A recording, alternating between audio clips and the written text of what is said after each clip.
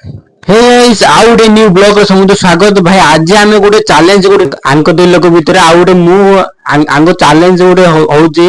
ଏମିତି ହଉଛି ଯେ ଆଙ୍କେ ଖାଇବେ କରୁ କରୁ ମୁଁ ଆଙ୍କୁ ହସେଇବା ପାଇଁ ଟ୍ରାଏ କରିବି। ଆଙ୍କେ ଖାଇବା ପାଇଁ ଜଲ୍ଦି ଜଲ୍ଦି ଖାଇବେ। ଯେ ଜଲ୍ଦି ଖାଇବ ଭାଇ ତାଙ୍କୁ ଗୋଟେ ପ୍ରାଇଜ ଅଛି।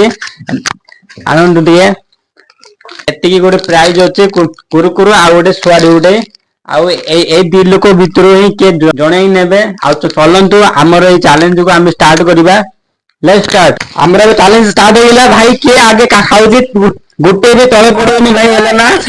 ଆଉ ଟିକେ ଭଲରେ ଖାଇବେ, ଖାଇଲେ କିଏ ଜିତୁଛି ଆଗେ ଦେଖିବା।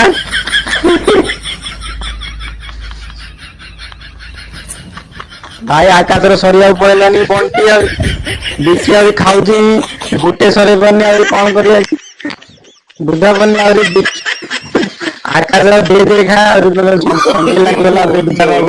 no, no, no.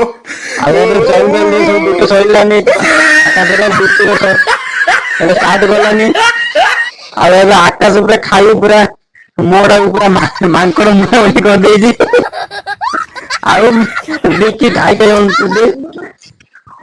ଦିଟା କୁରୁକୁରି ସରିଆ ଗଲାନି ଆକାଶରେ ବିକି ଖାଇ ପାରୁନି। ଆମର ଏବେ ଏଇ ଚ୍ୟାଲେଞ୍ଜ ଆମର ଏଇଟା କମ୍ପ୍ଲିଟ ହେଇଗଲା। ଆମର ବିକି ଭାଇ ଜିତିଲେ ହାତ ପକାପକି କରିକି, ହେଲା? ସେମିତି ଖାଇନି ଅଧିକ ଅଧା ଖାଲି ପଡିଛି ତଳେ। ଆଉ ଚଲନ୍ତୁ ଆମେ ତାକୁ ପ୍ରାଇଜ ଦବା। ଆଉ ଆପଣ ମାନେ ବି ସମସ୍ତେ କମେଣ୍ଟ କରନ୍ତୁ ବିକି ୱିନର ବୋଲି କମେଣ୍ଟ କରିବେ। ତ ଗାଇସ୍ ଆମର ଏବେ ଜିତିଗଲେ ବିକି ଭାଇ। ଆଉ ଆମେ ତାଙ୍କର ପ୍ରାଇଜ ଆମେ ଏବେ ଦବା। ଆଉ ଏମିତି ଲାଗୁ ତାଙ୍କେ କଣ କହିବେ। ସୋ ଗାଇସ୍ ଏଇଠି ମାଇକ୍ ଟା ବନ୍ଦ ହେଇଗଲା, ସେଥିପାଇଁ ଭଏସ୍ ଓଭର କରିଦେଉଛି ଆପଣଙ୍କୁ। ଏଇ ଆମ ଚ୍ୟାଲେଞ୍ଜ ବ୍ଲଗ୍ଟା କେମିତି ଲାଗିଲା ନିହାତି କମେଣ୍ଟ କରିବେ। ଆଉ ଆମର ଏଇ ତ ମଜାଦାର ବ୍ଲଗ୍ ଦେଖିବା ପାଇଁ ପ୍ଲିଜ୍ ଲାଇକ୍ କରି ଚ୍ୟାନେଲ୍ ସବସ୍କ୍ରାଇବ୍ କରି ପ୍ୟାରା ସେ କମେଣ୍ଟ କରନ୍ତୁ। ଆଉ କିଏ ଜିତିଲା ତାଙ୍କୁ ପ୍ଲିଜ୍ ସବସ୍କ୍ରାଇବ୍ କରିଦେବେ, ବେଲ୍ କରିଦେବେ। ଆଜି ପାଇଁ ଜୟ